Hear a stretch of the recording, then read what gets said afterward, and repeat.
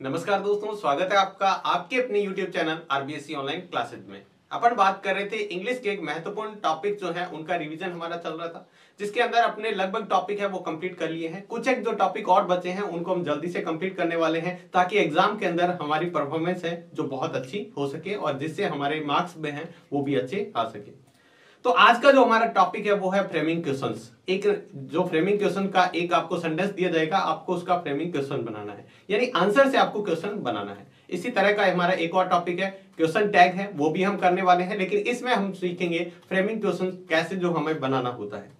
बहुत important topic है। हमने लगभग ग्रामर के जो पार्ट है वो पूरा कर लिया है और इस तरीके से पूरा किया है कि आपको इंग्लिश में बहुत ज्यादा दिक्कत आ रही है तब भी आप इनको आसानी से कर पाएंगे। तो चलिए हम स्टार्ट करते हैं टॉपिक, और उसमें हमें क्या बातें ध्यान रखनी है उस बातों को पहले सीखते हुए, यानी इसके रूल्स जो हैं वो ध्यान में रखते हुए हम इस टॉपिक को कवर करने वाले हैं।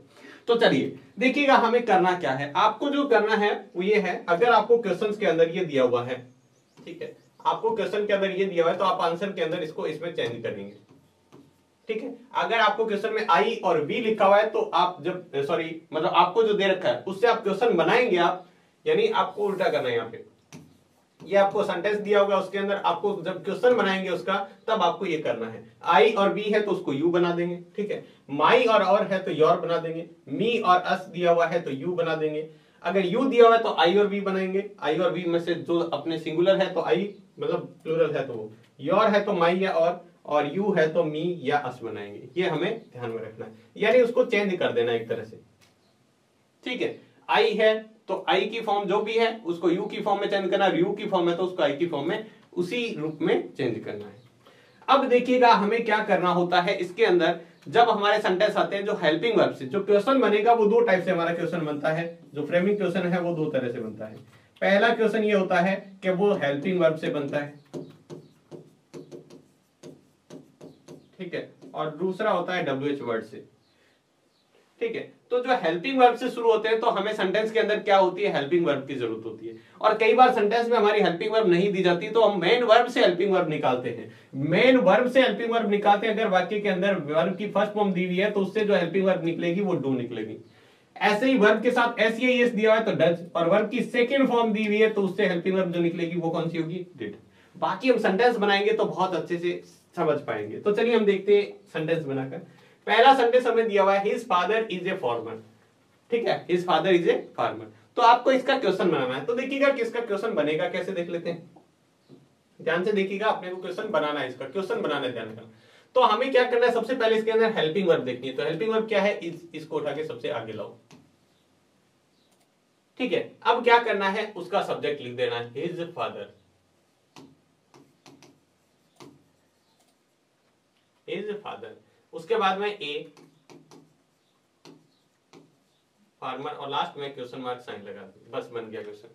बहुत ही इजी सा तरीका है। आप सिर्फ उसकी क्या करो, हेल्पिंग वर्ब को उठा के आगे लाओ और बन जाएगा। अब देखिएगा दूसरा सेंटेंस हमें दिया है I am reading a book, इसका हमें बनाना है। तो सबसे पहले हम क्या करेंगे, यहां पर ध्यान रखिएगा, यहां पर हम जब चेंज करेंगे तो हेल्पिंग वर्ब को आगे लाएंगे। सेंटेंस को बहुत ध्यान से समझिए। और हमने क्या देखा था, आई को तो हम चेंज कर देते हैं किसमें, यू में। आई हम किस में चेंज करते हैं, यू में। अब यू के अनुसार हेल्पिंग वर्ब आएगी तो यू के साथ क्या आता है, आर आता है। तो एम जब भी आएगा तो हम किसको चेंज कर देंगे। ऐसा नहीं है कि एम आएगा तो वो किस में चेंज होगा, आई यू में चेंज हो जाएगा तो यू के साथ आता है आर, तो लिखेंगे आर यू, ठीक है। उसके बाद में रीडिंग ए बुक, ठीक है, और बाद में क्वेश्चन मार्क लगा देंगे। ये हमें ध्यान रखना है। आई को हम किस में चेंज करना है, हम पढ़ा था आई को यू में चेंज करना है। और यू के साथ आर आएगा तो वाक्य किससे शुरू होगा, आर से शुरू होगा। इसका क्वेश्चन बनाएंगे तो किससे शुरू होगा, आर से। तीसरा है दे गो टू स्कूल। अब इसके अंदर क्या है, हमें हेल्पिंग वर्ब नहीं दी हुई है। हेल्पिंग वर्ब है क्या, नहीं है। तो हेल्पिंग वर्ब नहीं है तो आपको पता है वर्ब देखनी है। वर्ब की कौन सी फॉर्म है, ये वर्ब की फर्स्ट फॉर्म। और वर्ब की फर्स्ट फॉर्म से कौन सी हेल्पिंग वर्ब निकलती है, डू से। कौन सी, डू। अगर इसके साथ SES होता तो डज आ जाता, लेकिन नहीं है तो डू। डू, उसके बाद they go to school, go to school और लास्ट में क्वेश्चन मार्क। बिल्कुल आसान सा, आपको ये ध्यान रखना है। नेक्स्ट हमें देख रहा है Sita saw a snake in the room. अब यहां पे देखिएगा वर्ब हेल्पिंग वर्ब है क्या, नहीं है, तो वर्ब देखेंगे। और वर्ब की कौन सी फॉर्म है, सेकंड फॉर्म। और सेकंड फॉर्म से हेल्पिंग वर्ब कौन सी निकलती है, डिड। और डिड के अंदर एक अच्छी से ध्यान रखना है, डिड के बाद में जो सेकंड फॉर्म है वो वर्ब की फर्स्ट फॉर्म में चेंज हो जाती है। बाकी हमारा रहेगा डिड सीता, ठीक है। अब इसके बाद में सॉ की क्या आ जाएगी, फर्स्ट फॉर्म आ जाएगी see, snake in the room, in the room. बस आपको ये ध्यान रखना है, लास्ट में क्वेश्चन मार्क लगा देना है। नेक्स्ट हमारा है फिर से एक और सेंटेंस है, यस या नो वाला सेंटेंस आएगा, तो ये सेम ही है, आपको डरने की कोई जरूरत नहीं, यस को हटा दो, ठीक है। फिर ये आई आ गया, तो आई को किस में चेंज करते हैं, आई को चेंज करते हैं हम यू में, और यहां है वर्ब की सेकंड फॉर्म, तो क्या आ जाएगा, डिड से शुरू होगा, डिड है तो क्या आ जाएगा, सॉरी वर्ब की सेकंड फॉर्म है तो ये क्या आ जाएगा, पहले डिड लगाएंगे डिड से, और आई को किस में चेंज कर देते हैं, यू में, डिड यू। अब टुक की फर्स्ट फॉर्म आ जाएगी टेक, योर को किस में चेंज करते हैं, माई, और ये आ जाएगा बुक, क्या आ जाएगा, माई बुक। तो ये हमें अच्छे से ध्यान रखना है, बहुत इंपॉर्टेंट सब्जेक्ट सेंटेंस है, इसको अच्छे से देखिएगा। जब भी वर्ब की सेकंड फॉर्म वाले हैं ये बहुत इंपॉर्टेंट है, या फिर जिसमें हेल्पिंग वर्ब नहीं दे रखी होती है, हमें हेल्पिंग वर्ब बनानी पड़ती है, वो भी बहुत इंपॉर्टेंट है, अच्छे से प्रैक्टिस कीजिएगा। ये नो वाला है तो यस और नो को तो हम हटा देते हैं, यहां पर देखिएगा my father is not a doctor, ठीक है। तो इसके अंदर क्या करना है, ध्यान रखना, ये हटेगा तो ये नॉट भी हट जाएगा, ध्यान रखना, नॉट भी हट जाएगा तो क्या बनेगा, अब यहां पर लिखेंगे इज, ठीक है। माई की जगह क्या आ जाएगा, योर आ जाएगा, चेंज हो जाता है, your father a teacher, sorry A doctor, और क्वेश्चन मार्क लगा देंगे।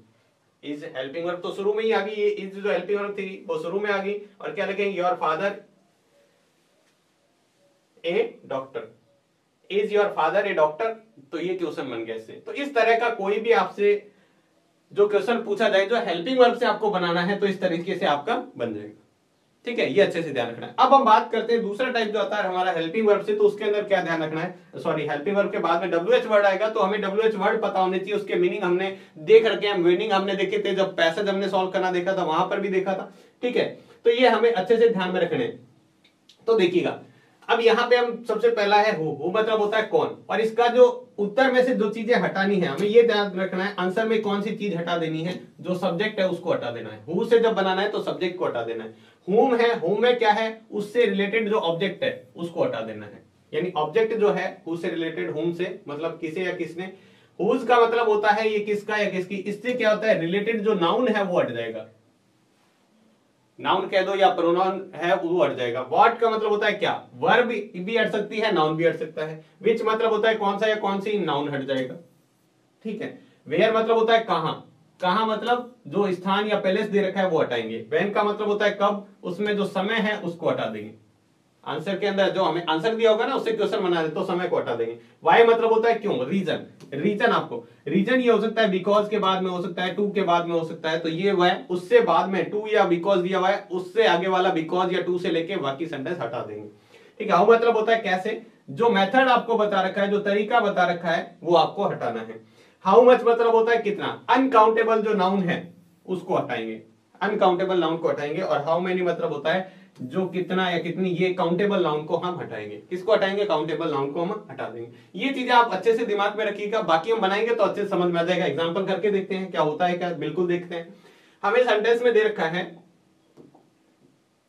हमें दे रखा है, देखो पहला sentence, Mohan will go to cinema. अभी देखो किससे बनाना है, आपको लिखा होगा एग्जाम में, हु से बनाना है। अब हु में अभी अभी ये सीखा था, हमें क्या हटा देना है, सब्जेक्ट हटा देना है। सब्जेक्ट को छोड़ दो, काट दो, बाकी सेंटेंस वैसा का वैसा लिख दो। हु से बहुत इजी बनता है, who will go to cinema, और लास्ट में आपको क्वेश्चन मार्क जरूर लगाना है, नहीं तो आपको नंबर नहीं मिलेंगे, ध्यान रखना। जब भी आप क्वेश्चन टैग या फ्रेमिंग क्वेश्चन जब भी बनाते हो, लास्ट में क्वेश्चन मार्क आपको लगाना बहुत जरूरी है। और हु से तो बहुत इजी होता है, सब्जेक्ट को हटाओ और बाकी बना दो। दूसरा देखिएगा, हमें दिया हुआ है वो किससे बनाना है, व्हेन से। व्हेन मतलब क्या होता है, समय, इसमें समय है वो हटा दो। समय क्या दिया हुआ है, 10 o'clock, इसको हटा दो, ठीक है। इसको क्या करेंगे, हटा देंगे। अब व्हेन से थोड़ा सा ध्यान रखना है। अब इसमें क्या लिखा है, राजेश गोज टू स्कूल, ये है, तो आपको WH के बाद में सीधा हेल्पिंग वर्ब लिखनी होती है, और इसके अंदर हेल्पिंग दे देखो नहीं दे रखी। अब आपको देख रखा है गोज, इसमें ES आ गया, इससे को जो हेल्पिंग वर्ब निकलेगी वो कौन सी निकलेगी, डज। कौन सी निकलेगी, डज। तो हम लिखेंगे व्हेन डज, ठीक है। डज के बाद में आएगा सब्जेक्ट राजेश, उसके बाद में क्या लिखना है, अब गो सिर्फ फर्स्ट फॉर्म आएगी। डू डज डिड के बाद में हमेशा वर्ब की सिंपल फर्स्ट फॉर्म आती है, ठीक है, कोई भी ऐसे एस नहीं लिखना। गो टू स्कूल, और लास्ट में हमें क्वेश्चन मार्क तो लगाना ही लगाना है, ये हमें ध्यान रखना है। When does, अब डज किसकी वजह से आया, इस ईएस की वजह से यहाँ पर क्या आया है, डज है, राजेश गो टू स्कूल, ये ईएस अब हट गया, वो डज के साथ ईएस आ गया। नेक्स्ट दे रखा है I went to Delhi to meet my uncle. अब देखिए किससे बनाना है, वाई से। वाई में आपको क्या बता रहा है, टू आ जाए, बिकॉज आ जाए, तो वो क्या कर देना है, वहां से सेंटेंस को हटा देना, तो ये वाला सारा क्या हो जाएगा, हट जाएगा। बाकी हम बनाते हैं वही वाई। अब याद देखो आई वेंट टू दिल्ली, अब देखो वेंट है, वेंट क्या होती है, सेकंड फॉर्म होती है, तो इसको हम पहले निकालेंगे, वेंट में से क्या निकलेगा, डिड निकलेगा, तो वाई डिड, हमेशा WH के बाद में आपको डायरेक्ट क्या लगाना है, हेल्पिंग वर्ब लगानी है, नहीं है तो मेन वर्ब से निकाल के आपको लगानी है, दे रखी है तो वही लगाएंगे। फिर उसके बाद में क्या लिखेंगे, आई को किस में ये चेंज करना होता है, यू में चेंज करना होता है, आई को किस में चेंज करना होता है, यू में चेंज करना, हम सीख गए हैं, ठीक है। उसके बाद में क्या लिखा हुआ है, वाई डिड यू, अब इसकी फर्स्ट फॉर्म, वर्ब की फर्स्ट फॉर्म क्या आएगी, वेंट की फर्स्ट फॉर्म क्या होती है, गो हो जाती है, मेन में आपको बताया था, डू डज के बाद में वर्ब की first form, go to Delhi, go to Delhi, और ये हमारा बन गया, इसका क्वेश्चन बन गया। तो इस तरीके से आप क्या कर सकते हो, वापस आंसर से क्वेश्चन बनाना है तो इस तरीके से बना सकते हो। तो ये हमें कोई भी ऐसा दिया हुआ हो, आपको क्या चीज याद रखनी है, ये चीजें ध्यान रखनी है। मैं आपको बस ये अगर अच्छे से ध्यान में है तो आप कोई सा भी क्वेश्चन आसानी से बना सकते हो।